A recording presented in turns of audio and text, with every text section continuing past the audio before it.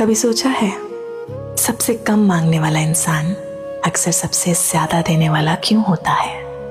जिसकी जेब में कभी अपनी पसंद की लिस्ट ही नहीं थी, उसे सबकी पसंद का पता कैसे होता है? शायद इसलिए क्योंकि जिसने इंतजार बहुत किया हो वो किसी को इंतजार करते देख नहीं सकता।